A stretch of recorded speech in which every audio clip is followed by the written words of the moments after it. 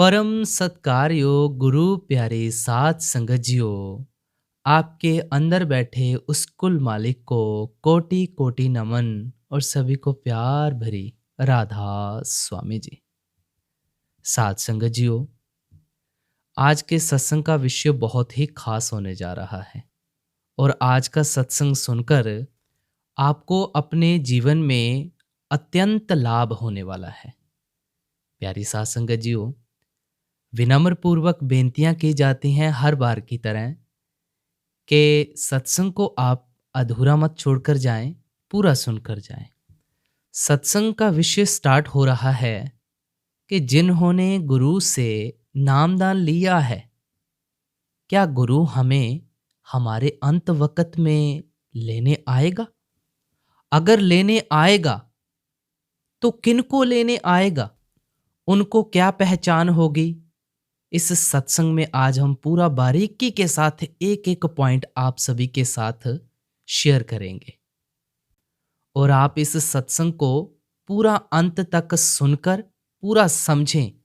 इस सत्संग में जो भी आप सभी के साथ आगे साखियां शेयर की जाएंगी, उनमें जैसे बाबा जी कहते हैं कि पहली पातशाही जब उदासियों के ऊपर गए थे, हर बार कहते हैं कि इन कहानियों में पता नहीं कितनी सच्चाई है कितनी नहीं, लेकिन ये कहानियां हमें हमारे परमार्थ में एक मोटिवेशन देती हैं। मोटिवेशन यानी अगर हम इसे सरल भाषा में कह लें, ये हमारे अंदर एक ताकत भरती हैं कि ताकि हम परमार्थ से कभी भी ना भटकें। और हमें देखो, कर्म तो हर किसी को देना ही देना है, चाहे वो सुखी होकर दे चाहे वो दुखी होकर दे, क्योंकि कर्मों का कानून तो अटल है, इसे कोई नहीं टाल सकता। लेकिन कर्मों के भार से हम बच कैसे सकते हैं, इसमें आज आपको पूरी बारीकी के साथ समझाया जाएगा। परमार्थ का अर्थ है परम का अर्थ, यानी हम उस कुल मालिक के बारे में अगर हम पूरा समझ जाएंगे, पूरा जान जाएंगे, तो उसे हम परम का अर्थ कह देते हैं।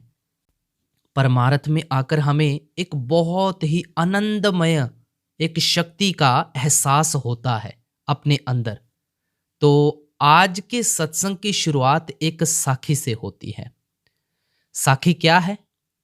एक सत्संग करता थे, उनका एक बहुत प्यारा मित्र हुआ करता था जो गुरु घर के साथ जुड़ा हुआ नहीं था और नामदान नहीं ले रखा था।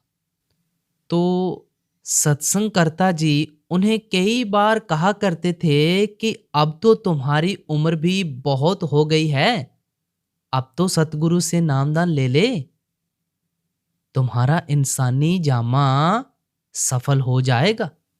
लेकिन वह हर बार सत्संगकर्ता जी की बात को टाल देता था।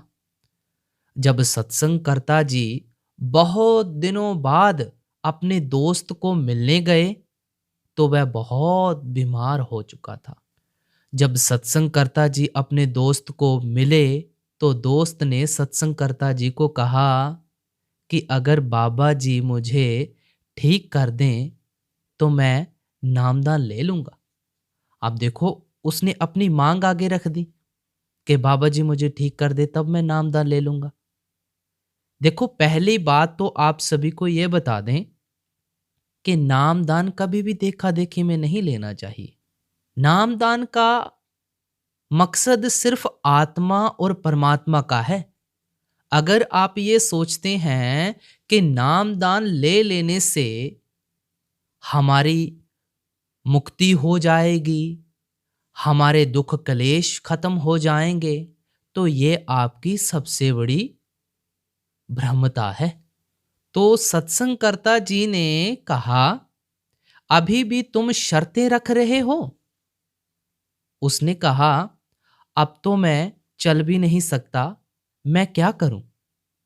तो सत्संगकर्ता जी ने कहा, मैंने तुम्हें इतना समझाया था कि नामदान ले लो, लेकिन तुमने मेरी एक ना मानी। अब तो तुम्हें नामदान मिलने से रहा, अब तो तुम ना तो चल सकते हो, ना बैठ सकते हो। अब तुमसे भजन सिमरन कैसे होगा? अब तो तुम बस बाबा जी का ध्यान ही कर लिया करो। बाबा जी अपने आप तुम्हारी संभाल करेंगे। उस बुजुर्ग के बेटे भी तब वहां पे खड़े हुए थे।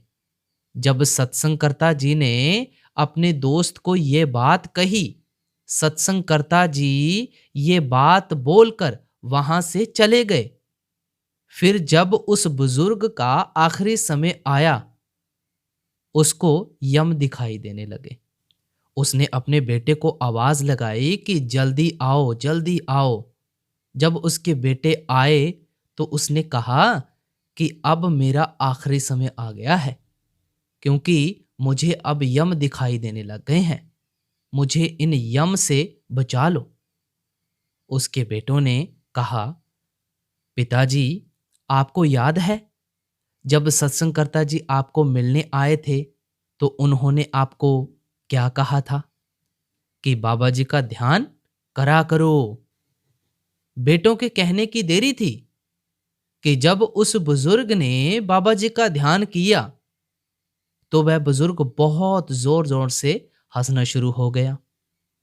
अब देखो, ये बात तो उन्हें ही पता है जो ध्यान में मगन होते हैं कि उस चीज का एहसास क्या होता है। जब हमारे ऊपर सतगुरु की कृपा होती है तो हम एक आनंदमय शांति की ओर चले जाते हैं, क्योंकि दुनियादारी से हमारा ख्याल निकल जाता है। तब वो वाकया किसी के साथ नहीं बताया जाता। वो एक आनंदमय शांति होती है, वो सिर्फ आत्मा और परमात्मा के बीच ही होती है। तो वो बुजुर्ग हंसना शुरू हो गया। दोनों बेटे ये देखकर हैरान हो गए। उन्होंने पूछा, पिताजी, आप हंस क्यों रहे हो?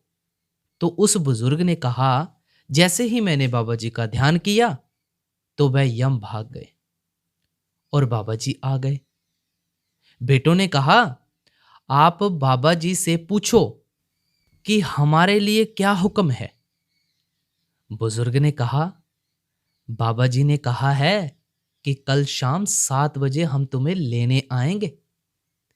अब ये बात सारे गांव में फैल गई कि कल शाम 7 बजे बाबा जी ने उस बुजुर्ग को लेने आना है। तो अगले दिन 6 बजे ही सारे लोग उनके घर आकर बैठ गए। वह बुजुर्ग बिस्तर पर लेटा हुआ था और खुशी खुशी अपने बेटों से टाइम पूछता है कि कितना टाइम हो गया है। तो जब पता चल जाए कि सतगुरु ने हमें लेने आना है, बेनती की ना, कि वो खुशी एक अलग ही होती है। मरने से कभी फिर डर नहीं लगता। इसीलिए बाबा जी कहते हैं कि जीते जी मरो। जिन्हें जीते जी मरना आ गया, उन्हें सब चीजों का एहसास हो जाएगा। इतनी खुशी होती है अंत समय में जब हमें सतगुरु लेने आता है। अब वो बुजुर्ग सोचते हैं कि बाबा जी ने आना है, मैं बिस्तर पर लेटा हुआ हूं, ये अच्छा नहीं लगेगा। ऐसा करता हूं, मुझे उठकर जमीन पर बैठ जाना चाहिए। जब बुजुर्ग ने कहा बाबा जी ने आना है और मैं बिस्तर पर लेटा हूं, ये अच्छा नहीं लगेगा। ऐसा करो कि मुझे उठाकर जमीन पर बिठा दो और एक तरफ तुम बैठ जाओ और दूसरी तरफ अपने छोटे भाई को बिठा दो। तो दोनों बेटों ने ऐसा ही किया। फिर उस बुजुर्ग ने फिर से टाइम पूछा। बेटे ने कहा, 7 बजने को बस 2 मिनट बाकी हैं। बुजुर्ग ने कहा, अब तो बाबा जी आने वाले हैं। अब उनके घर गांव के सारे लोग इकट्ठे हो गए थे कि बाबा जी ने लेने आना है। जैसे ही घड़ी पर 7 बजे उधर लाइट चली गई। 2 मिनट बाद जब लाइट आई तो वह बुजुर्ग हंसते हुए अपने शरीर को छोड़ चुका था। तो साथ संगत जी, अगर सतगुरु हमारे दोस्त और रिश्तेदारों तक का ख्याल रखते हैं तो क्या वह हमारे आखिरी समय में हमें लेने नहीं आएंगे? जैसे बाबा जी कहते हैं, ना सुख विच गृहस्थ दे, ना सुख छड़ गया, सुख है विच विचार दे, संता शरण पया। बाबा जी हर बार हमें समझाते हैं कि भाई देखो, जब आप गृहस्थ जीवन में रहते हैं तो आपके ऊपर बहुत सारी जिम्मेवारियां होती हैं। और जब आप गृहस्थ जीवन में रहते हुए उस नाम के साथ जुड़ते हैं, आपके अंदर एक अलग शक्ति महसूस होती है आपको। उस नाम या शब्द को हम लफ्ज़ों से बयान नहीं कर सकते हैं, या आप ये कह लो कि उस नाम को आप जान पाएँगे, उसकी मियाद मुकर्रर कर सकेंगे, तो ऐसा नहीं हो सकता। वो देश लाफानी देश है। बच्चों के द्वारा बाबा जी से बहुत बार सवाल किए जाते हैं कि बाबा जी, असली शांति या असली सुखी कौन है? तो बाबा जी भी कहते हैं कि असली सुखी बेटा वो है जिन्हें मन की शांति है। पूरे संत सतगुरु की शरण बहुत ही भागों वालों को मिलती है। अब हम सोचते हैं कि हम ब्यास जाते हैं या सेवा करते हैं, तो सेवा के बारे में बाबा जी हमें अक्सर सत्संगों में समझाते आगे हैं कि भाई, सेवा जो है वो असली सेवा भजन बंदगी की सेवा है। ये सेवा चाकरी नाम वसे मन आए। जो बाहर की सेवा करते हैं, चाहे कूड़े की सेवा करते हैं, झाड़ू की सेवा करते हैं, सफाई की सेवा करते हैं, किसी भी प्रकार की सेवा ले लो, वो आपका एक एटमॉस्फेयर बनाती हैं, यानी एक बहुत सुंदर माहौल क्रिएट कर देती हैं। और जब आप उस सेवा के साथ अपना भजन सिमरन भी साथों साथ करते हैं, तो उसमें आपका बहुत ज़्यादा ध्यान एकाग्र होता है। एक तरफा कभी भी जिंदगी में नहीं होना चाहिए कि अगर आप सोचें कि मैंने पूरा पूरा दिन भजन सिमरन को ही देना है, तो आप पूरा समय भजन सिमरन को कभी नहीं दे सकते। या आप ये सोचें कि मैंने घर को छोड़कर कहीं जंगलों पहाड़ों में चले जाना है, या आप ये सोचें कि मैंने घर को छोड़कर डेरा ब्यास में शिफ्ट हो जाना है, तो भाई बेनती की ना सुख विच गृहस्थ दे, ना सुख छड़ गया, सुख है विच विचार दे, संता शरण पिया। अब देखो, जो तो सतगुरु की बात को मान लेता है, जो सतगुरु के हुक्म में आ जाता है, उसके भाणे में रहता है, उससे चाहे दुख आए चाहे सुख आए, उससे कोई भी फर्क नहीं पड़ता। इसलिए वाणी कहती है, पाणा मन्निए सदा सुख पाइये। वाणी तो हमें हर तरह से खोलकर समझाती है, पाणा मन्ने सदा सुख पाइये। अब मानता कौन है? कोई अगर माने तो कभी ना दुख की अवस्था का पता लगेगा, ना सुख की अवस्था पता लगेगी। सिर्फ परमानंद की शांति में आप जाएंगे। लेकिन अगर कोई भाना माने तो एक बहुत ही सुंदर वाक्य था जो बड़े महाराज जी के समय का था। अब देखो, हम हर बार आप जी से बेनती करते हैं कि इन कहानियों में पता नहीं कितनी सच्चाई है। अब हम हर बार आप जी से बेनती करते हैं कि इन कहानियों में पता नहीं कितनी सच्चाई है, लेकिन ये हमें परमार्थ में हमारे ध्यान को एकाग्र करने में सहायता करती हैं। ऐसा ही एक वाकया, जब बड़े महाराज जी अपने सतगुरु के गांव गए तो लोगों ने रास्ते में गलीचे बिछा दिए। जब रास्ते में जा रहे थे तो अपने सतगुरु को याद कर उनकी आंखें भर आईं। वहां के लोग कहने लगे, बाबा जी, हमने आपसे एक अर्ज करनी है। बाबा जी ने कहा, बोलो भाई, क्या अर्ज करनी है? लोगों ने कहा, बाबा जी, महाराज जी का घर बहुत पुराना हो गया है, हम चाहते हैं कि यहाँ बाबा जी का नया मकान बना दे। तो बड़े महाराज जी ने कहा, अगर आप मेरे मन की पूछो तो मैं तो चाहता हूं कि यह मकान सोने का बनवा दूं, लेकिन अंदर सतगुरु इजाजत नहीं देते। इससे कुछ नहीं होगा, ये ऐसे ही रहेगा। संगत कहने लगी, एक और अर्ज करनी थी बड़े महाराज जी। बड़े महाराज जी ने कहा, कहो जी, क्या अर्ज है? संगत ने कहा, जैसे कि आप जानते ही हैं हमारा ज्यादा समय डेरे सेवा में ही गुजर जाता है, थोड़ा खेतों में भी काम करते हैं, तो हमसे भजन सिमरन नहीं होता। तो बड़े महाराज जी ने कहा, आप भजन सिमरन करो या ना करो, मैं तो इस गांव के कुत्ते को भी तार दूंगा। तो देखो, ये संतों के कहे हुए वचन हैं, लेकिन अगर हम इसकी गहराई में जाने की कोशिश करेंगे तो हमें इस चीज के बारे में पता नहीं लग पाएगा। बाबा जी महाराज इस चीज का बहुत ही सुंदर स्पष्टीकरण देते हैं कि हम परखों में ना पड़े, हमने अपनी करनी करनी है, बाकी उस कुल मालिक की मौज है कि वो क्या करता है। बाबा जी महाराज जी में इतनी निम्रता है कि वो अपने ऊपर बात लेते ही नहीं हैं, वो तो उस कुल मालिक के ऊपर छोड़ देते हैं। लेकिन बाबा जी महाराज एक शब्द स्वरूप सतगुर खुद मालिक हैं। उनका कहा हुआ एक एक वचन हमेशा सत्य होता है। लेकिन वही बात कि जब हम परखों में पड़ना शुरू कर देते हैं और अपने सतगुर के ऊपर उंगली उठाना शुरू कर देते हैं, तो तब से हमारी बात फिर बिगड़ने लग जाती है। कभी भी अपने सतगुर के ऊपर उंगली ना उठाएं, और जो सतगुर का भाणा है, जो सतगुर का हुक्म है, उसे अपने जीवन में धारण करते चले। बाबा जी कहते हैं, कर्मो आपो अपनी कै नेड़े कै दूर। सतगुर ने हमें आखिरी समय में ले ही जाना है, लेकिन अगर हम मेहनत करेंगे तभी तो बात बन पाएगी ना। जब नाम और नामी सिमरन करते करते भजन बंदगी शब्द को सुनते सुनते एक हो जाएंगे, तब जाकर कहीं बात बनेगी। आखिरी वक्त में तो जाना ही है। अगर हम भजन सिमरन करेंगे तो हम आसानी से चले जाएंगे, लेकिन अगर हम परखों में पड़ना शुरू कर देंगे, जैसे कि संत महापुरुष कह देते हैं कि आप करो या ना करो, हम तो आपको ले ही जाएंगे।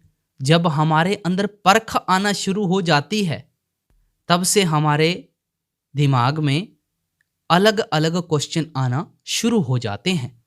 अब देखो, हम एक बिजनेस जब कोई सक्सेस करते हैं या हम बिजनेस को स्टार्ट करते हैं, तो उसमें हम अपनी जी जान मेहनत लगाते हैं। करोड़ों रुपया बिजनेस के ऊपर लगा देते हैं, या कोई शॉप ओपन करते हैं तो उसके ऊपर हम करोड़ों रुपया लगा देते हैं।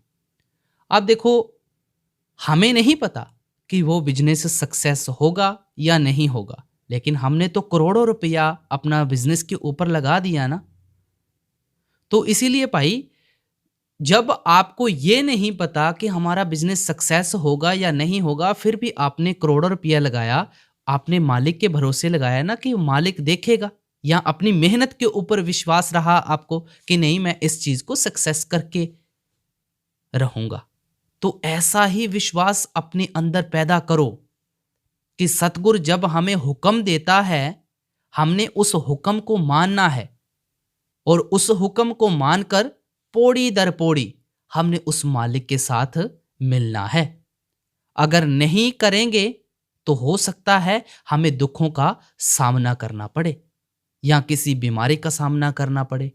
और जब आप बीमारी का सामना करेंगे या दुखों का सामना करेंगे, अगर आपके अंदर दुखों के साथ, बीमारी के साथ लड़ने की ताकत नहीं होगी, तो आप बीच रास्ते में ही डमाडोल हो जाएंगे। अब ये फैसला आपके ऊपर है कि आपने हंसते हंसते अपने सतगुरु के पास जाना है या कहीं और जाना है। अगर तो आपने अपने गुरु के साथ जाना है, तो जो गुरु उपदेश देता है तो उसके बताए हुए मार्ग के ऊपर चलना है। अगर तो जहाज में लटक कर जाना है, फिर तो सेवा करो, चाहे जो मर्जी करो। अगर सतगुरु के साथ जाना है तो नाम सिमरन के ऊपर ध्यान दो, अच्छे सेवक बनना है ताकि उन्हें हम पर मान हो। इसी तरह हमारा इंसानी जामा ले लें, इसी तरह हमारा इंसानी जामा लेने का मकसद पूरा होगा, तो हमारा यही फर्ज है कि हम भजन सिमरन को पूरा टाइम जरूर दें भाई। और अपने किए हुए वादे को निभाएं और अपने सतगुरु की खुशी हासिल करें। क्योंकि संत महात्मा कहते हैं कि कर्मों से डरिए, कर्मों से डरिए नहीं। अब आपको कर्म के सिद्धांत के बारे में बताएंगे एक साखी के माध्यम से। पूरा आपको स्पष्टीकरण हो जाएगा कि कर्म कैसे वापस लौट कर आता है। बाबा जी कहते हैं ना, एक तिनका भी अगर किसी के खेत में से हमारे खेत में आ जाता है तो उसका भी हमें हिसाब देना पड़ता है। एक बहुत सुंदर साखी है। एक बहुत सुंदर साखी के माध्यम से आपको समझाएंगे कि कर्म का सिद्धांत क्या है। प्राचीन काल की बात है, एक बहुत ही बड़ा प्रसिद्ध नगर था। उस नगर में एक राजा रहता था। वह राजा जब धीरे धीरे बूढ़ा होने लगा तो उसकी रानियां उसकी उपेक्षा करने लगी थीं। राजा अपनी रानियों की उपेक्षा को बर्दाश्त नहीं कर पाता था और वह चिंतित रहने लगा। एक दिन उसने अपने वैद्य को बुलाया और उससे कहा, हे वैद्यराज, क्या आप कोई इस तरह की दवाई तैयार कर सकते हैं जो मेरी खोई हुई जवानी को वापस कर सके? उस वैद्य ने सोचा कि ये राजा तो बड़ा ही मूर्ख है। ये फिर से जवान होना चाहता है। ये जानता नहीं कि इस संसार में अगर व्यक्ति एक बार बूढ़ा हो गया तो दोबारा जवान नहीं हो सकता। और ये मुझसे कह रहा है कि मुझे ऐसी दवाई तैयार करके दो जिससे मेरी खोई हुई जवानी वापस आ जाए।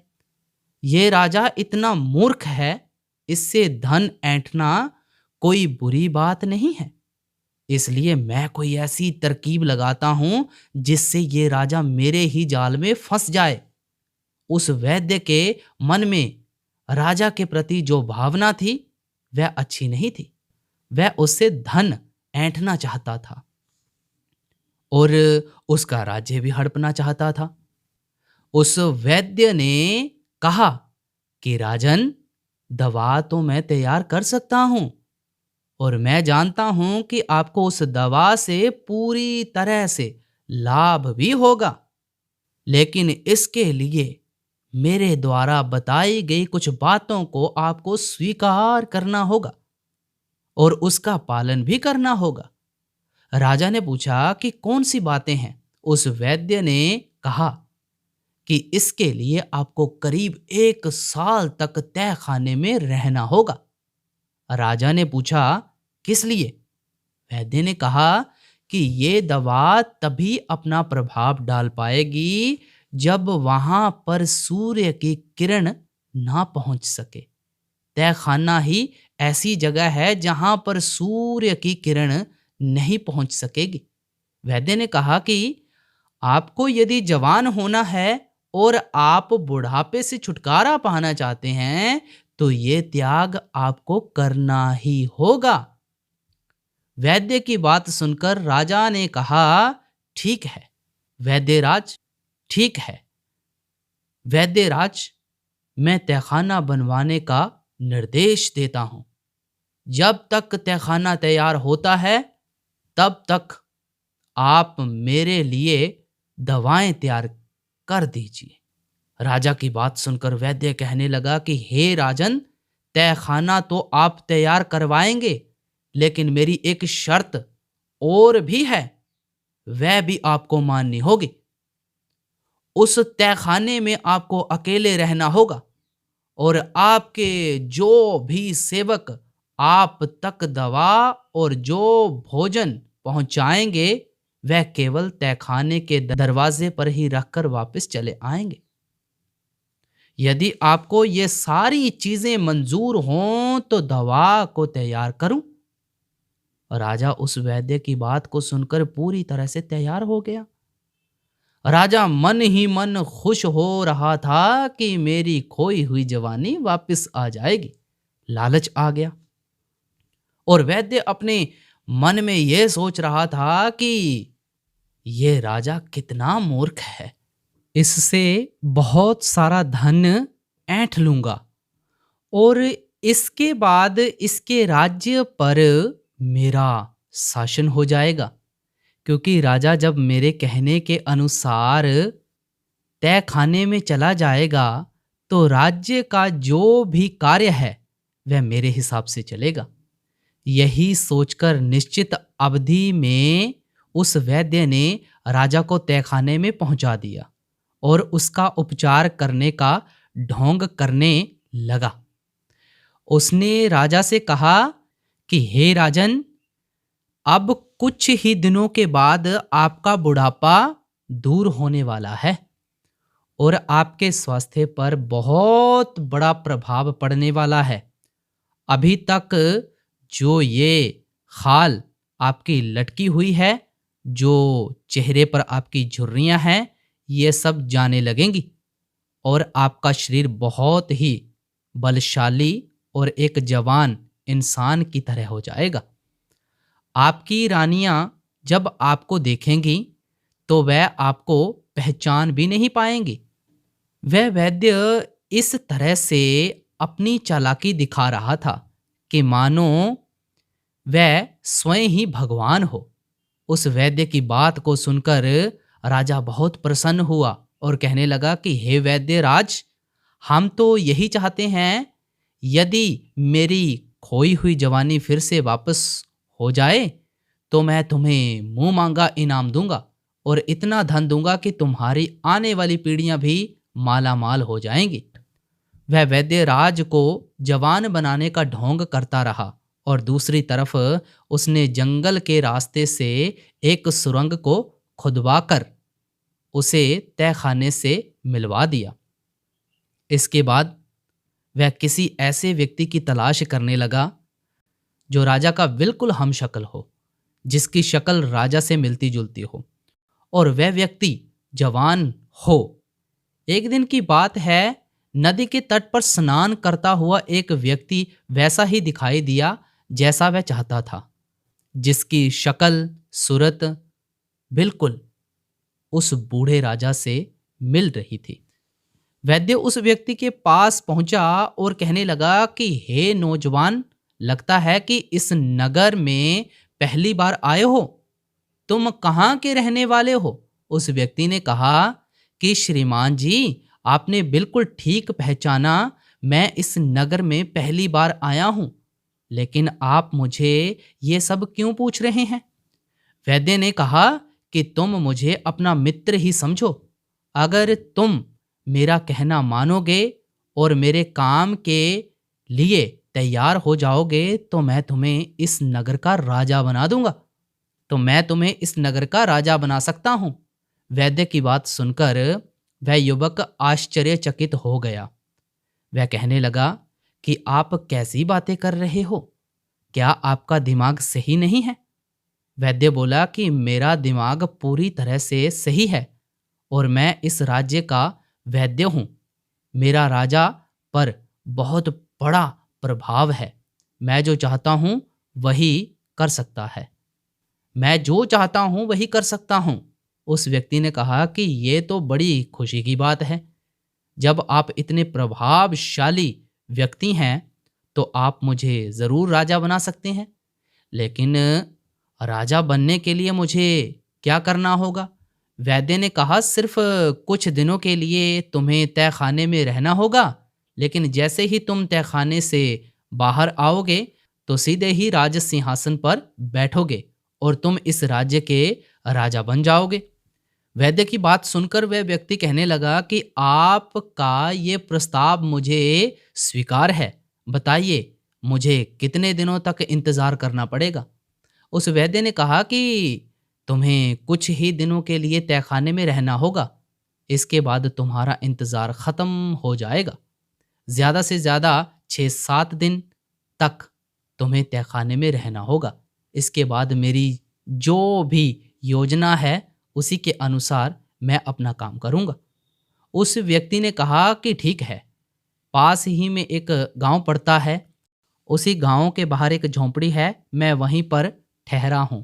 आप जब चाहें तो किसी भी युवक को भेजकर या खुद आकर मुझे वहां से बुलवा सकते हैं। उस वैद्य ने कहा ठीक है। फिर वह वैद्य वहां से वापस आया और अपनी योजना पर उसने तेजी से काम करना शुरू कर दिया। एक रात की बात है, वैद्य ने बूढ़े राजा के खाने में जहर मिला दिया और उस जहर के कारण जब राजा की मृत्यु हो गई तो वह वैद्य राजा की लाश को कंधे पर लाद कर सुरंग के रास्ते से बाहर निकल गया। जंगल में एक बड़ा सा कुआं था। वैद्य ने उसी में राजा की लाश को फेंक दिया और फिर उसी सुरंग के रास्ते से वैद्य ने उस व्यक्ति को तहखाने में लाकर बिठा दिया और उससे कहा कि तुम्हें यहाँ कुछ दिन ही कष्ट सहना है। जैसे ही तुम्हारी दाढ़ी और मूछें बड़ी हो जाएंगी और तुम एक राजा के जैसे दिखाई देने लगोगे, तब मैं तुम्हें इस तहखाने से बाहर निकालकर सीधा राजभवन में पहुंचा दूंगा और तुम इस तरह से रहना कि जैसे बुढ़ापे से छुटकारा पाकर तुम नए तरह से जवान हुए हो। उस व्यक्ति ने कहा कि यदि मुझे किसी ने पहचान लिया तो क्या होगा? वैद्य बहुत ही चालाक था। उसने कहा कि ये सब काम तुम मुझ पर छोड़ दो, जो भी होगा मैं संभाल लूंगा। तुम्हें सिर्फ इतना करना है कि मैं जो भी कह रहा हूं, जैसा भी कह रहा हूं, उसी के अनुसार तुम्हें चलना है। उस व्यक्ति ने कहा कि ठीक है, आप जैसा कहेंगे मैं वैसा ही करूंगा। इसके बाद वह वैद्य वहां से निकलकर राज दरबार में पहुंचा। जो भी मंत्री और सभासद थे उन सबसे कहा, आपके लिए एक बहुत ही बड़ी खुशखबरी है। मेरी दवाओं ने महाराज के ऊपर ऐसा असर किया है कि महाराज फिर से जवान हो गए हैं। कल वह महल में आएंगे और आप लोग उनके स्वागत के लिए तैयार रहना।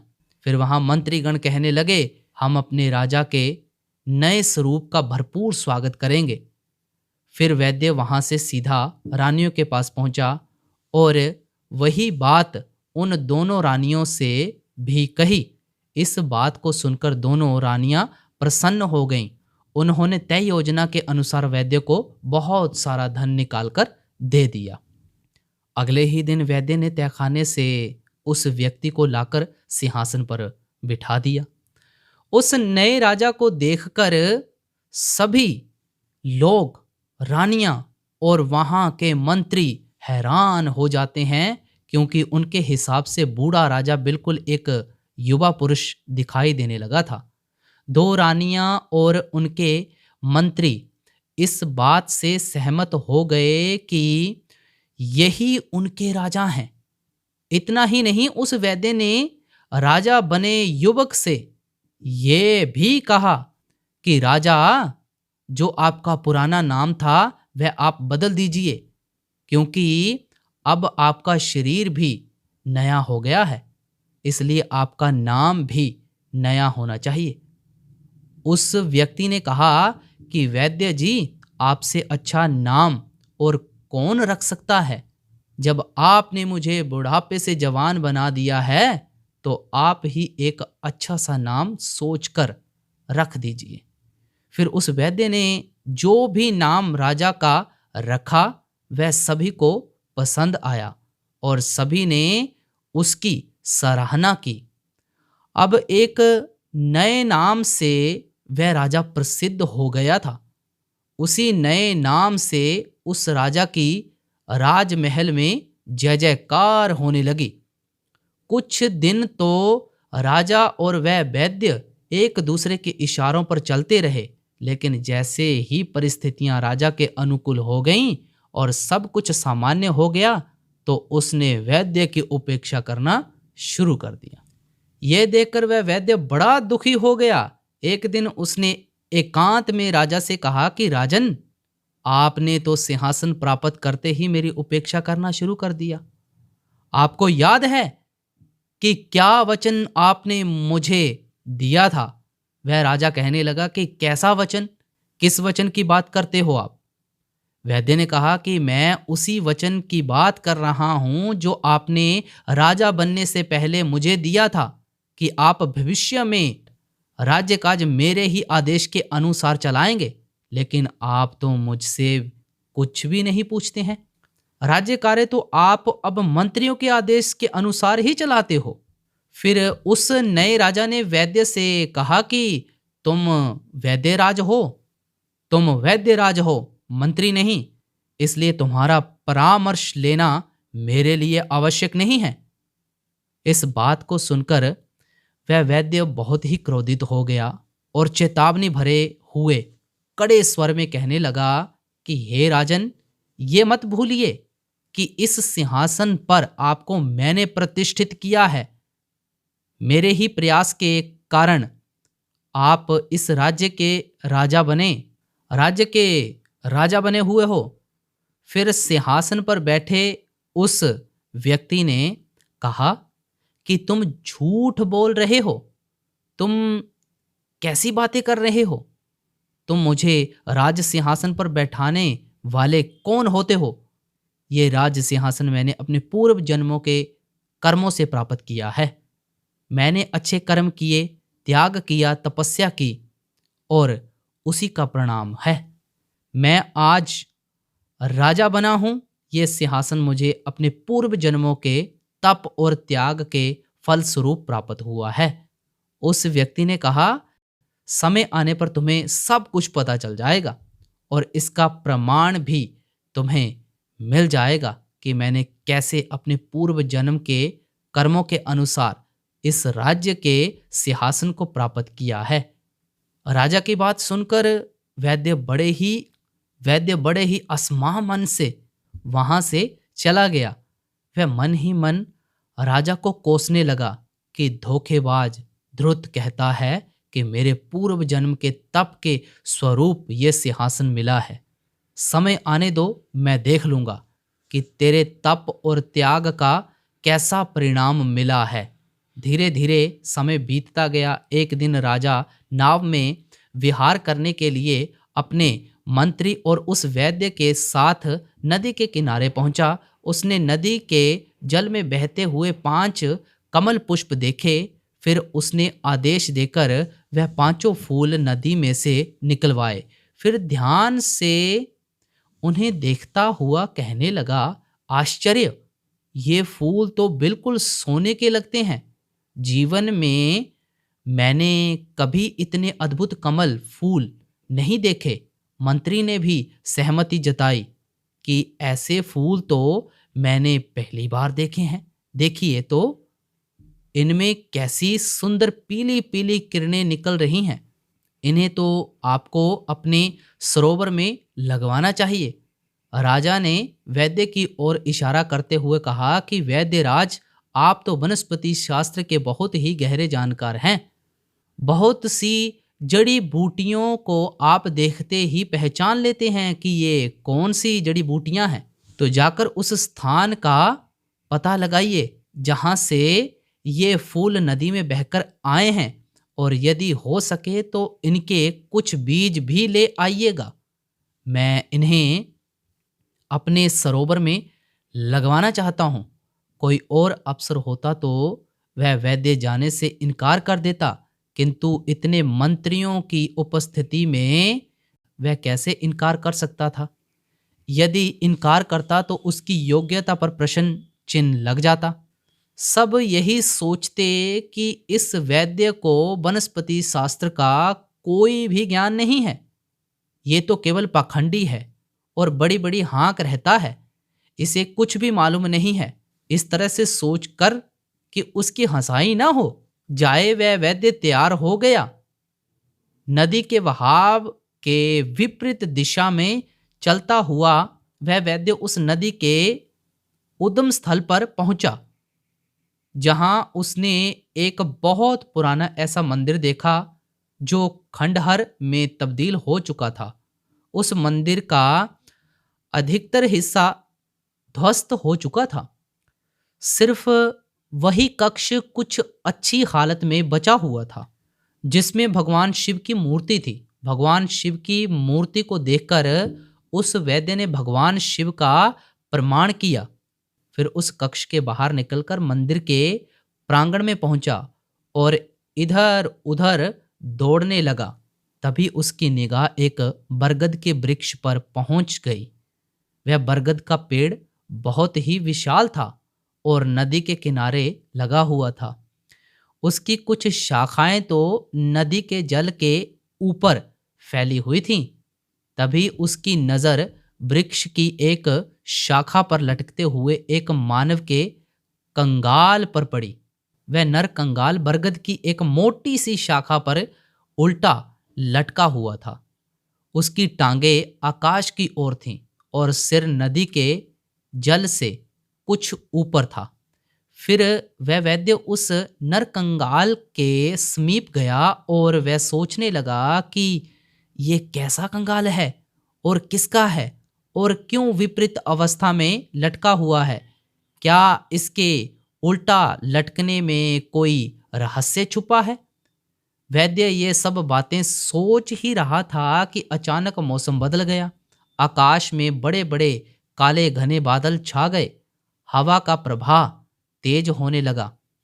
देखते ही देखते तेज आंधी के साथ घनघोर बरसात शुरू हो गई। बरसात में भीगने से बचने के लिए वह वैद्य बरगद के मोटे तने से सट करके खड़ा हो गया। फिर उसने देखा कि बरसात की जो बूंदें उस कंगाल को स्पर्श करके नीचे नदी में गिर रही थीं, उससे स्वर्ण कमल पैदा हो रहे थे।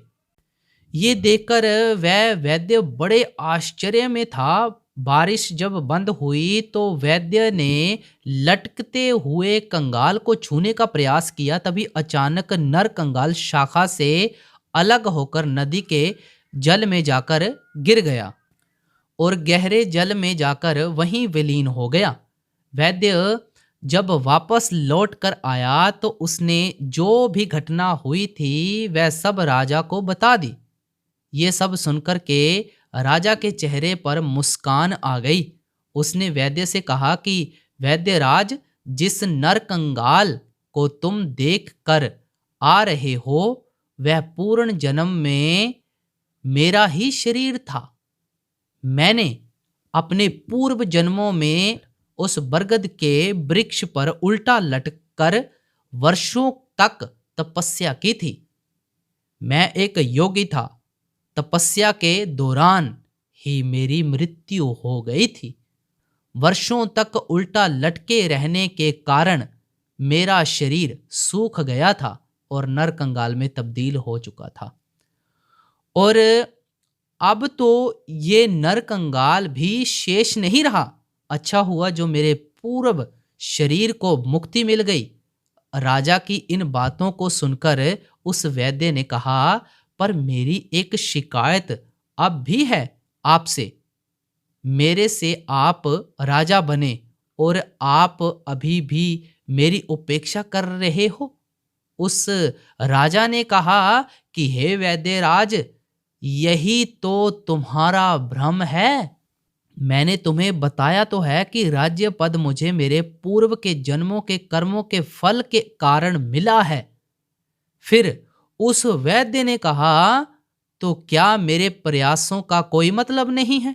राजा कहने लगा कि तुमने जितने भी काम किए वह सब अपने स्वार्थ के कारण ही किए। मैं तो तुम्हारी कुछ ऐसी बातों को भी जानता हूं जिनके कारण मैं तुम्हें सूली पर भी चढ़ा सकता हूं, लेकिन मैं ऐसा नहीं करूंगा, क्योंकि तुमने मेरे साथ जो भी किया है और किसी और के साथ भी किया है उसका फल तो तुम्हें ईश्वर देगा ही देगा। कर्मों का सिद्धांत समझिए। आगे देखना। यह सुनकर वैद्य कांपने लगा। राजा ने जब उसे कांपते हुए देखा तो वह कहने लगा, डरने की बात नहीं है, विश्वास रखो। मैं तुम्हें सूली पर लटकाने का आदेश नहीं दूंगा, क्योंकि मैं जानता हूं कि जन्म मरण हानि लाभ ये सब कुछ भगवान परमात्मा की इच्छा से ही होता है। अपने पूर्व जन्म के कर्मों का फल मैं इस जीवन में राजा बनकर पा रहा हूं। तुम अपने कुछ कर्मों का फल अगले जन्म में भोगो कि तुम्हारे जो कुकृत्य हैं उसका फल तुम्हें इसी जन्म में ही भोगना पड़े। अब जाओ, तुम उस दिन का इंतजार करो जब तुम्हें तुम्हारे कर्मों का फल लौटकर तुमको मिलेगा। उस राजा की बातों को सुनकर वह वैद्य बड़ा उदास हुआ और वहां से चला गया और अपने घर में जाकर अपने पलंग पर लेट गया।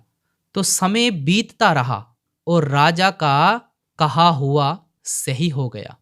कुछ दिनों के बाद वह वैद्य जंगल में जड़ी बूटियां ढूंढने के लिए गया। संयोग से वह उस कुएं के पास पहुंच गया जहां उसने उस वृद्ध राजा की लाश को कुएं में फेंका था। उस कुएं में अब एक ऐसी झाड़ी उग आई थी जिसकी टहनियां कुएं के बाहर तक फैली हुई थी। उन टहनियों में पीले रंग के बड़े ही सुंदर फूल खिले हुए थे। वैद्य उन फूलों को देखकर उन पर मंत्रमुग्ध हो गया और उनको तोड़ने के लिए वह अपने आप को रोक न सका। वह कुएं के पास पहुंचा और नीचे झुककर जैसे ही झाड़ी से फूल तोड़ने का प्रयास करने लगा, उसका पैर फिसला और वह उसी कुएं में जाकर गिर गया। वैद्य ने सहायता के लिए बहुत आवाज लगाई, लेकिन वहां सुनसान घने जंगल में उसकी आवाज सुनने वाला कोई नहीं था। उसे बचाने के लिए भी कोई नहीं आया। परिणाम वही हुआ, भूखा प्यासा वैद्य उस कुएं में तड़प तड़प कर मर गया। तो ये कहानी का मकसद क्या था? हमारे जीवन में जब कोई भी ऐसा कर्म हमारे ऊपर भारी हो जाता है या हमें कुछ समझ नहीं आता, तो उस वक्त हमें बहुत सोच विचार के साथ चलना पड़ता है। मनुष्य को अपने बुरे और अच्छे कर्मों का फल एक ना एक दिन भोगना ही पड़ता है। कर्म फल से कोई नहीं बच सकता, कोई नहीं। इसलिए हर एक व्यक्ति को अपने अपने जीवन में हमेशा अच्छा करना चाहिए और ना ही किसी के बारे में बुरा सोचना चाहिए और ना ही किसी के साथ बुरा करना चाहिए। गुरु घर ने भी कहा है, सर्वद दा भला मंगो, कि सर्वद का भला मांगना है, सबका भला मांगना है। ये कहानी हमें यही सिखाती है कि जब भी हम कोई ऐसा कर्म करते हैं तो हमें बहुत ही सोच विचार के साथ उस कर्म को करना चाहिए, क्योंकि कर्मों के दायरे से कोई ना आज दिन तक बच पाया है और ना ही बच पाएगा। कर्मों का हिसाब किताब सबको देना पड़ेगा। कर्मों आपो अपनी कै नेड़े कै दूर, कर्म जो जो तू करेगा भुगतना वही भरना। अब अगर आप कर्म करके ये बोलो कि मेरे ऊपर कष्ट आ रहे हैं, मेरे ऊपर ऐसा हो रहा है, वैसा हो रहा है, तो भाई उसके भागीदार आप ही हो। जो आपने किया है आप भूल गए हैं, मालिक नहीं भूला। तो आज के सत्संग का विषय यहाँ पर समाप्त हो रहा है। तो जिन्होंने सत्संग को अंत तक सुना है, मेरे को एक प्यारा सा कमेंट ज़रूर चाहिए आपका कि अगला सत्संग किस विषय पर होना चाहिए। कमेंट में ज़रूर बताइएगा आप। इससे हमको अंदाज़ा हो जाएगा कि आपने ये सत्संग को पूरा श्रवण किया है। तो इसी के साथ हम आपसे इजाज़त चाहते हैं। बाबा जी महाराज जी की तरफ से आपको बहुत बहुत प्यार और आशीर्वाद। सभी को राधा स्वामी जी।